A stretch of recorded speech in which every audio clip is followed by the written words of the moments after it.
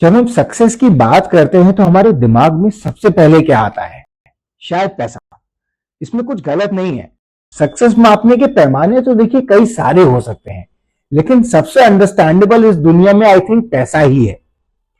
हमारे देश की करीब 150 करोड़ की आबादी है, जिसमें 30 करोड़ हाउस होल्ड हैं। इनमें से सिर्फ 10 लाख हाउस होल्ड ऐसे हैं जिनका नेटवर्थ $1 मिलियन यानी कि लगभग 9 करोड़ रुपया है। हम में से अधिकांश लोग इन लोगों को, इन परिवारों को अपना इंस्पिरेशन मानते हैं। हम सोचते हैं कि बस इनकी कहानी जान लो, इनकी आदतों को फॉलो कर लो और सफलता हमारे कदम चूमेगी, है ना? ये एक बहुत ही बड़ा मिथ है, बहुत ही बड़ा इल्यूजन। अब देखिए, दुनिया के सबसे सक्सेसफुल इन्वेस्टर्स में वॉरेन बफेट का नाम आता है।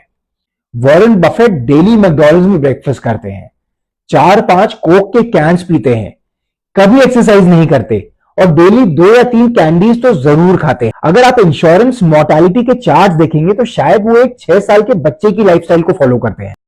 क्या आप उनकी इस लाइफस्टाइल को कॉपी करेंगे? शायद नहीं। मैं आपको उनकी नेटवर्थ बताता हूं, $118 बिलियन, यानी कि लगभग 10 लाख करोड़ रुपया। दोबारा सवाल पूछता हूं, क्या आप उनकी लाइफस्टाइल को फॉलो करेंगे? शायद जवाब अभी भी ना ही होगा। इस वीडियो में मैं आपको एक ऐसा सच बताता हूं जिसे सुनकर शायद आप में से कई लोगों का दिल टूट जाए, लेकिन सपने सच करने के लिए एक बहुत ही छोटी कीमत है ये।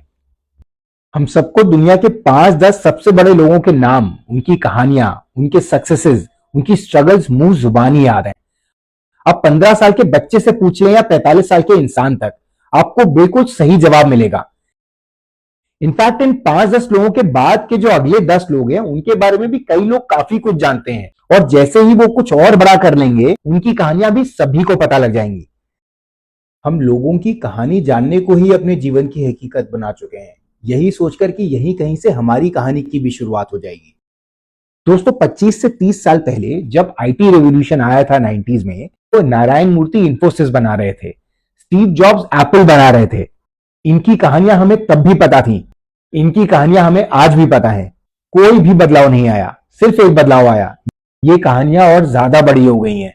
युवाल नोआ हरारी अपनी बेस्ट सेलिंग बुक सेपियंस में बताते हैं कि इंसान के पास ना तो शेर की ताकत थी और ना ही हाथी का आकार, फिर भी हम फूड चेन के एपेक्स पे इसीलिए पहुंच पाए क्योंकि इंसानों ने आपस में मिथ को शेयर करना सीख लिया था और उसमें एक्चुअली बिलीव करने लगे थे। हम सब ये मान चुके हैं कि सक्सेसफुल लोगों की कहानियां सुनते हैं और सुनाते हैं, कृपा बरस ही जाएगी। मैं आपको एक बहुत ही कड़वा सच बताता हूं, आपके अपने सक्सेस में इन कहानियों का उतना ही रोल होगा जितना कि एक अच्छे मटर पनीर में एक अच्छे गैस लाइटर का रोल होता है। प्रेप, चॉपिंग, टेस्टिंग, फिनिशिंग सभी आप करोगे। सिलेंडर में गैस है कि नहीं, ये भी आपको ही चेक करना है, बिकॉज लाइटर स्पार्क तो 100% देगा, बट वो स्पार्क हवा में हो रहा है या फिर उस स्टोव पर जिस पर आपकी डिश बनने के लिए तैयार है, ये कंट्रोल आपके हाथ में ही है। आपके एक्शंस ही डिसाइड करेंगे कि आपकी कहानी कभी आगे सुनाई जाएगी कि नहीं। और तब ये सवाल भी पूछा जाएगा कि आखिर मटर पनीर इतना बढ़िया कैसे बन गया था? भूख ज्यादा लगी थी, पनीर बहुत बढ़िया था, मसाले बहुत बढ़िया थे, या फिर आपका लाइटर बहुत बढ़िया था? डिप्लोमेटिक आंसर तो होगा कि all of the above, but you would always no कि आपके एक्शन ही बेमिसाल थे।